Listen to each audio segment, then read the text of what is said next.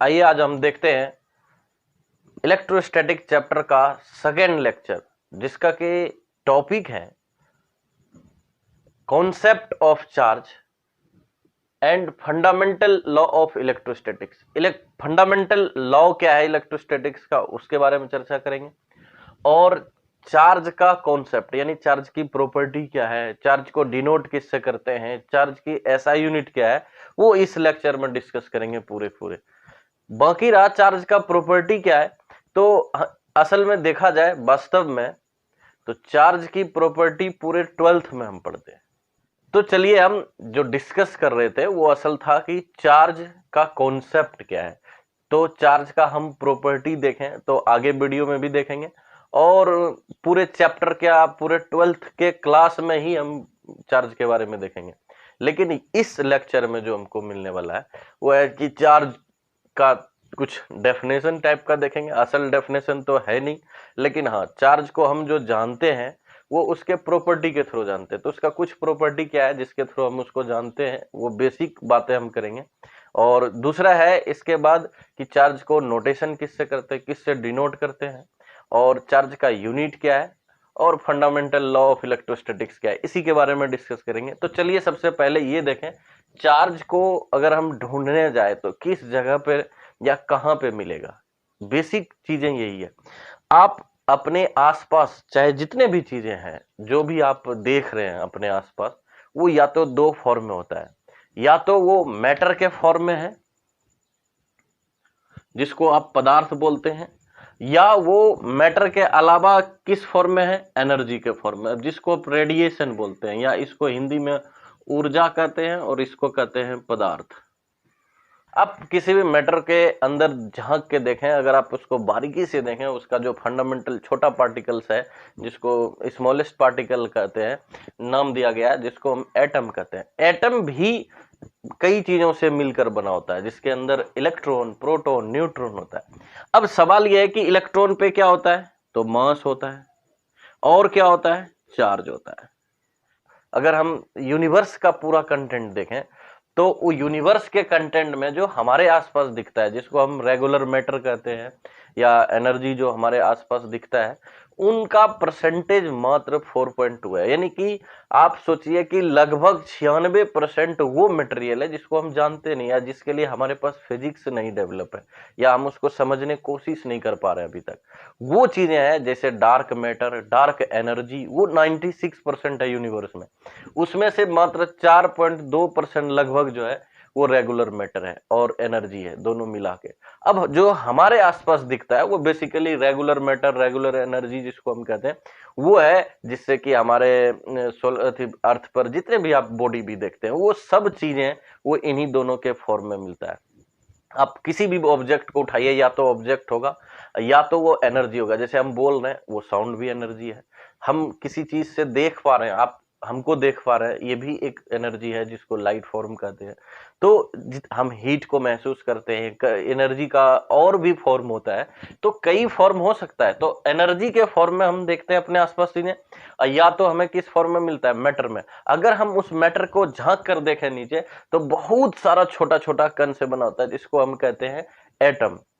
और इसी एटम के अंदर अगर हम और भी बारीकी से देखें तो हमको नजर आता है इलेक्ट्रॉन, प्रोटॉन, न्यूट्रॉन। प्रोटॉन और न्यूट्रॉन न्यूक्लियस में होता है जो सेंटर में होता है, और इलेक्ट्रॉन चक्कर लगा रहा होता है। जैसे कि एक एटम इस तरह से देखें तो इसके अंदर न्यूट्रॉन भी है, प्रोटॉन भी है, और इसके अंदर इलेक्ट्रॉन रिवॉल्व कर रहा है, तो इसी को एटम कहते हैं। ये स्ट्रक्चर्स है जो बेसिक हम जानते हैं। अब रही बात जो हमें जानना है, वो है कि एक मैटर के अंदर बेसिकली क्या मिलता है। एक तो मास मिलता है, दूसरा मिलता है चार्ज। यानी कि हम जो पढ़ने जा रहे हैं वो चार्ज के बारे में पढ़ने जा रहे हैं। तो आप हर एक चीजों में चार्ज वाला कण मौजूद होगा। बेसिक देखें तो इलेक्ट्रॉन होगा हर मैटर के अंदर, चाहे वो प्लास्टिक हो या मेटल हो या नॉन मेटल हो या जो कुछ भी हो, सभी मैटर है। और जो मैटर है उसके अंदर इलेक्ट्रॉन, प्रोटॉन तो होगा ही होगा, और जब इलेक्ट्रॉन, प्रोटॉन होगा तो उसके अंदर चार्ज भी होगा। अगर दोनों की संख्या भी बराबर हो, अगर कोई 5 इलेक्ट्रॉन कंटेंट करता है और 5 प्रोटॉन करता है, तो इसका मतलब जितना चार्ज नेगेटिव है उतना ही चार्ज पॉजिटिव है। और ओवरऑल अगर चूंकि चार्ज एडिटिव है, नेचर का है, सिंपल जोड़ सकते हैं, तो ये जुड़ने के बाद ओवरऑल न्यूट्रल हो जाता है। तो बॉडी भले न्यूट्रल नजर आए लेकिन उसके अंदर भी चार्ज वाला कण मौजूद है। तो वो जो चार्ज वाला कण मौजूद है वो असल में किसी भी मैटर का एक प्रॉपर्टी है, बेसिक प्रॉपर्टी है, जिसको हम अगर हम इस लैंग्वेज से देखें तो इसका डेफिनेशन के तौर पे अभी अगर हम देखें तो असल में ये प्रॉपर्टी ही से ही इसको डिफाइन भी किया गया है कि इसके, क्योंकि इसका असली कोई डेफिनेशन नहीं है। तो देखिए यहां पे क्या लिखा है, it is an intrinsic property of elementary particles of matter which experiences an electric force when it is placed in the electric field। Particle, elementary particles किसको कहते हैं, इसी को कहते हैं, इलेक्ट्रॉन्स को, प्रोटॉन्स को, ये जो है इसको एलिमेंट्री पार्टिकल्स कहते हैं। तो इस एलिमेंट्री पार्टिकल के ऊपर या इसके अंदर दो चीजें मौजूद है, मास और चार्ज। तो मास भी प्रॉपर्टी है जिस तरह से चार्ज है किसी भी मैटर का, तो उस एलिमेंट्री पार्टिकल का वह प्रॉपर्टी है जो किसी भी इलेक्ट्रिक फील्ड में रखने पर, किसमें, इलेक्ट्रिक फील्ड, यानी एक अदर चार्ज अगर आप रखते हैं, जैसे कि यहां पे देखें, अगर इलेक्ट्रिक फील्ड कहां से निकलता है तो किसी ना किसी चार्ज सोर्स से ही निकल रहा होगा। अगर इसका इलेक्ट्रिक फील्ड का सोर्स देखेंगे, आगे ये टॉपिक है, अगर आप इसको इलेक्ट्रिक फील्ड बोलते हैं, यहां प्लस लेते हैं तो इलेक्ट्रिक फील्ड आउटवर्ड है। अगर यहां पे कोई मैटर रखे, कोई भी पार्टिकल रखे और उस पार्टिकल पे फोर्स एक्सपीरियंस करा दे रहा है, तो इसका मतलब है इसके अंदर चार्ज है। अब बात समझ में आया? तो किसी भी पदार्थ के अंदर का वह कण जो विद्युत क्षेत्र में रखने पर कैसा विद्युत बल का अनुभव कराता है, तो उस कण के अंदर हम जानते हैं कि आवेश मौजूद है या इलेक्ट्रिक चार्ज है। तो इलेक्ट्रिक चार्ज का सिंपल डेफिनेशन है, पदार्थों के मौलिक कणों का वह गुण जो कि विद्युत बल का अनुभव कराता है, जब इसे किसी विद्युत क्षेत्र में रखते हैं तो विद्युत आवेश कहलाता है। असल में डेफिनेशन तो है नहीं, लेकिन इसका ही प्रॉपर्टी है, ये प्रॉपर्टी के थ्रू ही जाना जाता है। तो चलिए, हमने देखा कि चार्ज जो है असल में कहां मिलता है और वो किस तरह से मिलता है। हर मैटर के अंदर मास होगा और चार्ज होगा। तो अगर आप देखें तो हम मास और एनर्जी, यानी कि इसका जो इंटर रिलेशन है, जो भी इंटर रिलेशन है, या मास के बारे में पूरा डिटेल पढ़ेंगे, एनर्जी के बारे में पूरा डिटेल पढ़ेंगे, तो ये पूरा डिटेल हम 11th क्लास में पढ़ते हैं, बेसिक इसका यही है। और ये 12th क्लास में हम जो पढ़ते हैं वो दरअसल में चार्ज और एनर्जी है। तो यानी चार्ज का एक चैप्टर पढ़ के या एक टॉपिक पढ़ के आप पूरा प्रॉपर्टी नहीं समझ सकते। चार्ज तो बहुत प्रॉपर्टी शो करता है, रेस्ट में रहता है तो अलग बिहेव शो करता है, मोशन में रहता है तो उसका बिहेवियर बदल जाता है, और इसी पर पूरा 12th बिछा हुआ है। तो 12th का पूरा चैप्टर पढ़ने के बाद ही आप डिसाइड कर सकते हैं, अच्छा चार्ज का इतनी गुण है। तो इतना गुण जो चार्ज का है वो सिर्फ एक चैप्टर पढ़ के नहीं मिलने वाला है, आपको पूरा थ्रू आउट 12th पढ़ना पड़ेगा, तब समझ में आएगा चार्ज का क्या क्या प्रॉपर्टी है, क्या ये शो कर सकता है, किस तरह का अनुभव कराता है हमें। हाँ, मास का भी कॉन्सेप्ट 11th में था, क्योंकि 11th में पढ़ा हुआ चीजें हैं तो 12th में कहीं ना कहीं आएगा, और इसी पर यह। तो अब देखिए, आप यूनिवर्स के वो सारा हिस्सा पढ़ रहे हैं, या हमारे आसपास जितने भी चीजें मौजूद है, बचपन से आप यही चीजें पढ़ते आ रहे होंगे, मास, चार्ज और एनर्जी, और इन दोनों का कंबाइन फॉर्म को मैटर कहते हैं। तो मैटर और एनर्जी के सिवा आप पूरे बचपन से अभी तक कुछ अलग चीजें नहीं पढ़े होंगे, बस यही चीज पढ़ते आ रहे होंगे। तो आपको समझ में आ गया होगा कि जो चार्ज है वो हर मैटर के अंदर मौजूद है, चाहे वो ओवरऑल उस पे चार्ज हो या ना हो। अगर मान लीजिए एक कोई मैटर है, कोई वस्तु इस तरह से है, और इस वस्तु पर प्लस है 2 और माइनस भी 2 है, तो क्या ये वस्तु के अंदर चार्ज वाला कण है? तो बिल्कुल है।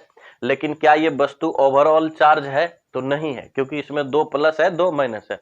तो ये हो सकता है, और ज्यादातर चीजें हम ऐसे ही देखते हैं कि हमको इलेक्ट्रिकली न्यूट्रल मिलता है, उसमें कोई आवेश नहीं रहता है बाहर से दिखने पर, लेकिन हाँ उसके अंदर आवेश वाला कण जरूर होता है। तो हमारा यही कॉन्सेप्ट था कि इलेक्ट्रिक चार्ज का कॉन्सेप्ट क्या है, तो इलेक्ट्रिक चार्ज क्या होता है और ये क्या क्या करता है वो आगे वीडियो में हम देखते जाएंगे। तो इतना आपको आज समझाना था। अब इसके बाद वाला जो देखिए टॉपिक क्या है कि चार्ज को डिनोट किससे करते हैं, यानी नोटेशन क्या है इसका। तो सिंपल सा बात है, किसी भी बॉडी पे अगर चार्ज मौजूद है तो उसको सूचित करने के लिए कैपिटल क्यू और स्मॉल क्यू से डिनोट करेंगे। चलिए इसके बाद वाला टॉपिक फिर देखते हैं। तो देखिए चार्ज को अगर हम देखें तो चार्ज स्केलर है या वेक्टर है, तो स्केलर क्वांटिटी है ये, इसमें कोई डायरेक्शन नहीं होता है। आप ऐसा नहीं कर सकते हैं कि चार्ज पश्चिम की ओर 10 कूलम इसका यूनिट है, तो पश्चिम की ओर ऐसा हो गया, पूरब की ओर ऐसा यूनिट कर सकते हैं अमाउंट 10 कूलम, नहीं हो सकता। जिस तरह मास होता है 2 kg चीनी, अब इसका कोई डायरेक्शन इंक्लूड नहीं कर सकते। जैसे कि हम ये इंक्लूड कर सकते हैं कोई आदमी 5 मीटर उत्तर की ओर गया, तो इसमें देखिए दिशा लग सकता है, लेकिन 5 kg चीनी उत्तर की ओर है ऐसा नहीं लग सकता, या उत्तर की ओर गया, तो इस तरह का कोई सेंस नहीं बनता है, तो आप इसमें ऐड नहीं कर सकते हैं डायरेक्शन। और दूसरा ये है कि जब डायरेक्शन ही ऐड नहीं होगा तो ये वेक्टर का कोई पॉसिबिलिटी नहीं आती है। वेक्टर वो चीजें होती है बेसिक जिसको डायरेक्शन भी हो और वो वेक्टर के एडिशन मेथड को फॉलो करता हो, तभी वो वेक्टर है। जैसे कि करंट, चार्ज में डायरेक्शन नहीं है लेकिन करंट तो डायरेक्शन है, आप इस वायर में इधर जा रही है, तो अगर ये वायर में इधर जा रही है तो इधर जाने के लिए इसका एक डायरेक्शन है।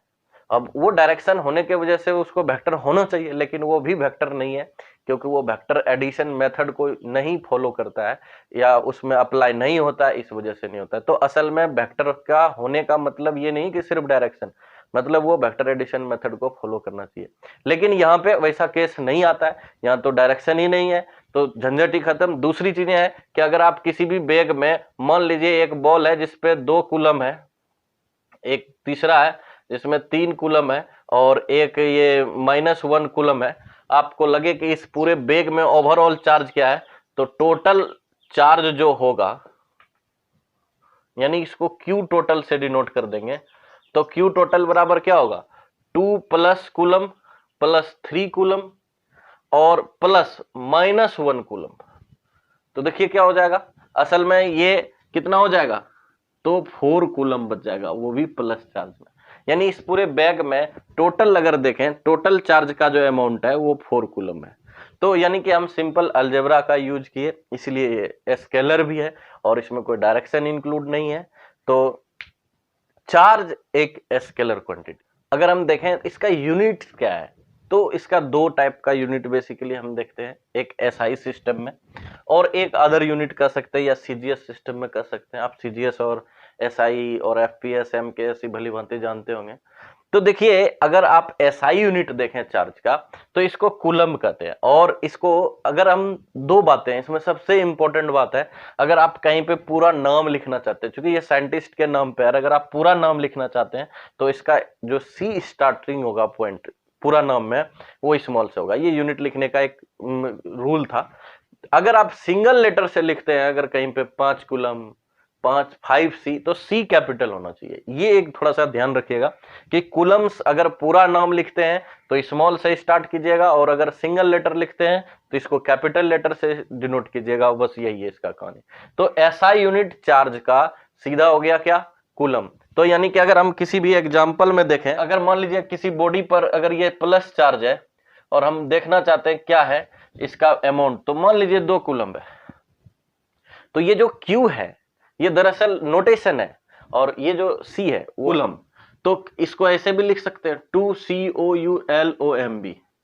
यानी कि आप कभी भी इसको कैपिटल लेटर से स्टार्ट नहीं कर सकते जब आप इसको पूरा लिखना चाहते हैं नाम। तो सिंपल सा इतना ही इसका टॉपिक में इंपॉर्टेंट था कि कूलम इसका जो यूनिट है वो ऐसा यूनिट में कूलम है। अब देखिए इसका सीजीएस यूनिट क्या है।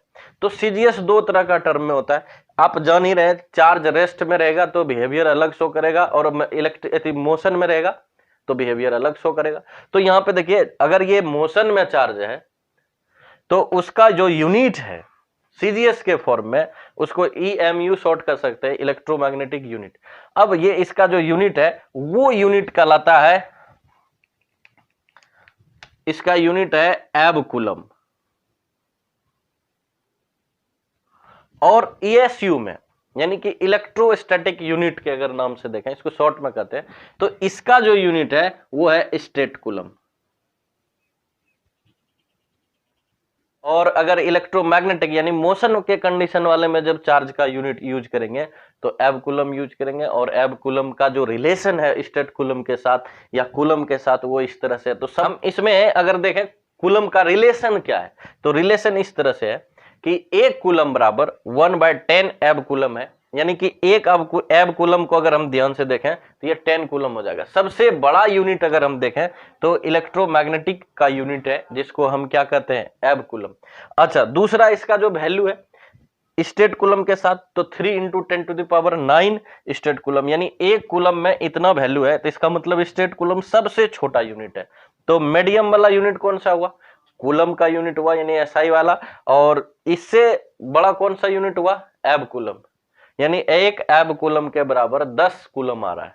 चार्ज का जो प्रकार है वो 2 तरह का है, पॉजिटिव नेगेटिव।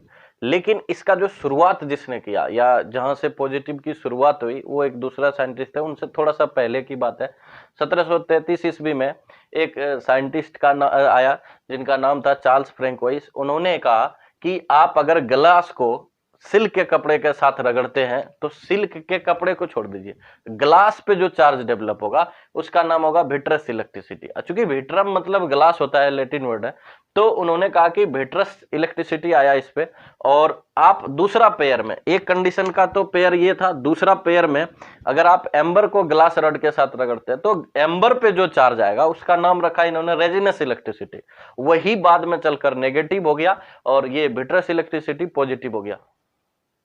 कहने का मतलब यह है कि इसके बाद 1746 ईस्वी में बेंजामिन फ्रैंकलिन आए और उन्होंने कई एक्सपेरिमेंट किया। बड़े इंटरेस्टिंग आदमी थे, उनकी कहानी भी है जो पिछले हम वीडियो में बना रखे हैं। तो इन्होंने ये कहा कि ये जो ग्लास पे जो चार्ज आया विट्रस इलेक्ट्रिसिटी, इसका नाम पॉजिटिव रख दिया। तो इन्होंने ही रखा कि ग्लास पे जो चार्ज एक्वायर हुआ था उसका नाम इन्होंने पॉजिटिव चार्ज रखा, और जो एम्बर पे डेवलप हुआ था उसी के हिसाब से जो रेजिनस इलेक्ट्रिसिटी था उसका नामकरण इन्होंने नेगेटिव चार्ज कर दिया। अब रही बात की ये नामकरण है, ये कोई अलग चीजें नहीं है। हो सकता है इन्होंने नाम बदल दिया होता तो आज हम अलग ही जानते। हो सकता है कि प्रोटॉन पे चार्ज पॉजिटिव ना होके नेगेटिव कह रहे होते, लेकिन कोई उससे फर्क नहीं पड़ता। तो कहने का मतलब सिर्फ वर्ड बदल जाता।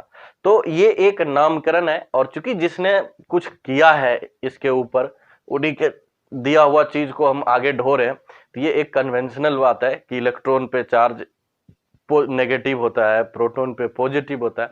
यानी चार्ज का कैटेगरी 2 तरह का है, पॉजिटिव और नेगेटिव।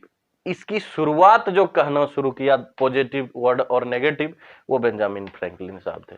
और इनसे पहले जो जिन्होंने शुरुआत किया इसको कोडिंग करने का या नाम रखने का, वो थे चार्ल्स फ्रैंकोइस। तो दोनों का बड़ा ही महत्वपूर्ण योगदान रहा है। अब इसके बाद एक टॉपिक है फंडामेंटल लॉज ऑफ इलेक्ट्रोस्टैटिक्स। अगर हम देखें तो इलेक्ट्रोस्टैटिक यानी स्थिर वैद्युतिकी में जो फंडामेंटल लॉ है यानी बेसिक लॉ है वो क्या है? तो वो लॉ जो शुरुआत जो बात करता है चार्ज के वजह से, चार्ज के कॉन्सेप्ट को जो समझाता है, वो क्या है कि like charge repel each other. मतलब क्या है कि जो समान प्रकार के चार्ज हैं, चाहे वो पॉजिटिव हो और पॉजिटिव हो, तो इसके बीच जो फोर्स लगता है वो इलेक्ट्रिक फोर्स लगता है, लेकिन वो रिपल्सिव टाइप का लगता है। कैसा लगता है? रिपल्सिव फोर्स लगता है। और अगर वो नेगेटिव नेगेटिव भी हो तब भी इसके बीच फोर्स कैसा लगता है? रिपल्सिव लगता है। तो एक तो ये टाइप पार्ट हो गया। दूसरा कहता है अनलाइक चार्ज, अगर एक पॉजिटिव चार्ज है दूसरा नेगेटिव है तो इसके बीच अट्रैक्शन फोर्स लगता है। यानी कि इलेक्ट्रोस्टैटिक्स में 2 लॉ बेसिक फंडामेंटल हो गया, एक कूलम्स लॉ भी फंडामेंटल लॉ। कितना लगता है वो मेजर करता है, और ये फोर्स किस टाइप का लगता है ये बताता है। तो रिपल्सिव लगता है 2 समान चार्ज के बीच, 2 असमान चार्ज के बीच क्या लगता है? अट्रैक्टिव। अब आगे भी देखेंगे कि हो सकता है 2 समान चार्ज हो और 2 अलग बड़े बड़े बॉडी पर 2 समान चार्ज हो, लेकिन वो बॉडी ओवरऑल जो है वो अट्रैक्ट करता हो। ये बड़ा अजीब सा है।